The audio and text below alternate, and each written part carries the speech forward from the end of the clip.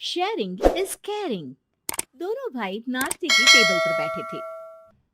प्रियंका, मेरा नाश्ता कहाँ है? भाभी, मुझे भी ऑफिस के लिए लेट हो रहा है। इस पर प्रियंका किचन में से दोनों के नाश्ते की प्लेट्स लेकर बाहर आती है। लो भाई, आप दोनों का नाश्ता।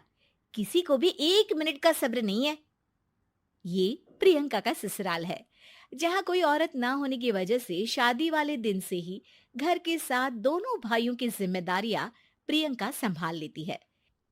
दोनों भाई शांति से नाश्ता कर रहे होते हैं कि अंकुश अपने भाई की प्लेट से पराठे का एक टुकड़ा उठा लेता है। आपको पता है ना, मैं खाना शेयर नहीं करता, फिर भी मेरी प्लेट में से खाना जरूरी है क्या? अरे हद हो गई है, मुझे नहीं खाना अब। अंकुर गुस्से में नाश्ता छोड़कर टेबल से उठ खड़ा होता है। अरे, ये कैसा बिहेवियर है अंकुर? एक टुकड़ा ही तो है। एक हो या आधा, मुझे भूख लगी है तो ये सिर्फ मेरा ही है।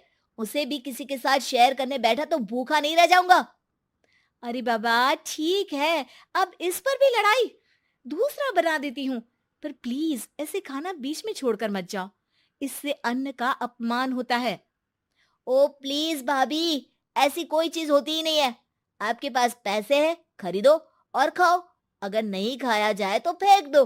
अरे दुनिया में सब यही करते हैं। अंकुर बैग उठाकर ऑफिस के लिए चला जाता है, जिसके पीछे उसका बड़ा भाई मायूस सा घर में खड़ा रह जाता है। जिसने बचपन से सोने की चम्मच में खाया हो, उसे दुनिया के बारे में क्या पता होगा। वैसे गलती तो हमारी ही है। अगर कभी बचपन में ही सही गलत का फर्क सिखाया होता तो आज ये हाल नहीं होते। आप फिक्र क्यों करते हैं जी? भगवान है, वो जो भी करता है सबकी भलाई के लिए ही करता है। और जब वो चाहेंगे तो अपनी तरह से अंकुर भैया को भी सब कुछ सिखा देंगे। पत्नी की बात पर विश्वास कर अंकुश भी ऑफिस चला जाता है। सुबह से दोपहर होती है और अंकुर लंच करने ऑफिस के पास वाले रेस्टोरेंट में पहुंचता है, जहां वो एक साथ बहुत सारा खाना ऑर्डर कर देता है। सर, क्या कोई आपको ज्वाइन करने वाला है? नहीं तो क्यों? अब कुछ नहीं सर, ऐसे ही। वेटर चला जाता है और कुछ देर में अंकुर का ऑर्डर लेकर वापस आता है, जिस पर अंकुर सब डिशेस में से थोड़ा थोड़ा खाकर बाकी ऐसे ही छोड़कर बिल देकर चला जाता है। वाह भगवान, तेरी माया। कहीं कोई एक एक टुकड़े के लिए तरसता रहता है और ये 5 लोगों का खाना ऑर्डर करके एक का भी पूरा नहीं खाते। पैसे वालों की माया। वेटर टेबल साफ कर बचा हुआ सारा खाना लेकर रेस्टोरेंट के पीछे घूम रहे बच्चों के पास पहुंच जाता है, जिसे देख बच्चों के चेहरे खिल उठते हैं। वाह, आज इतना सारा खाना आया। थैंक यू भैया। भगवान आपको खाने की फैक्ट्री बना दे। अगर ये फैक्ट्री मेरी होती तो तुम लोगों को कभी किसी का झूठा बचा हुआ खाना नहीं खाना पड़ता। चलो तुम लोग खाओ, पर ध्यान रखो किसी को पता ना चले, नहीं तो मेरी नौकरी चली जाएगी। इसी के साथ दिन बीतता है और रात को दोनों भाई एक साथ घर पहुंचते हैं। कुछ देर में सब डिनर करने बैठते हैं, जहां अंकुश अंकुर को समझाने की कोशिश करता है। अंकुर, अगर हमें लाइफ में सब कुछ मिला है, इसका ये मतलब नहीं कि तुम उसका गलत फायदा उठाओ, बल्कि तुम्हें उसकी मदद से दूसरों को भी मदद करनी चाहिए। भैया, जिनके पास नहीं है उनकी वजह मैं तो नहीं ना।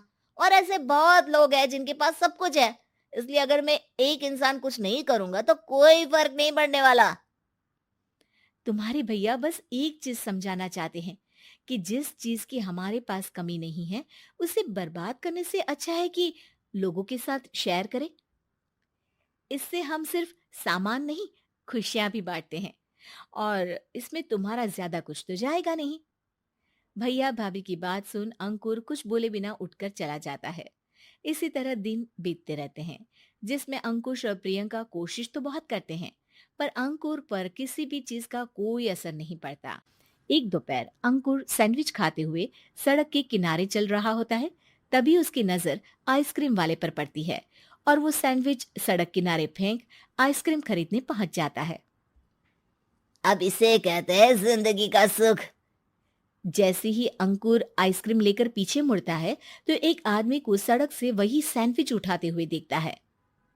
वो आदमी बहुत कमजोर, गरीब, जैसे बहुत दिनों से खाना ना खाया हो वैसा लग रहा था। अंकुर उसके पास जाकर खड़ा हो जाता है। उसे देखकर आदमी सैंडविच अंकुर की तरफ कर देता है। आपको भी खाना है क्या? क्या हम इसे आधा आधा कर ले? मुझे बहुत भूख लगी है। वो मेरा ही झूठा सैंडविच है। तुम दूसरा खरीद कर क्यों नहीं खा लेते? इसे क्यों खा रहे हो? अरे भैया, अगर खरीदने के पैसे होते तो 4 दिन से भूखा नहीं घूम रहा होता। हैं? क्या? तुमने 4 दिन से कुछ नहीं खाया, फिर भी इस आधे सैंडविच को मेरे साथ बांटने के लिए तैयार हो गए? क्यों?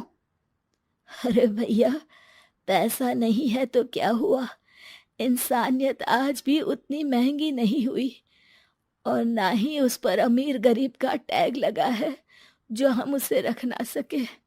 पर अफसोस, आजकल लोगों के अंदर पोषण, खून या विटामिन से ज्यादा इंसानियत की कमी होने लगी है। आदमी की बातों से अंकुर को समझ में आ जाता है कि वो आज तक कितना गलत काम करता आ रहा था।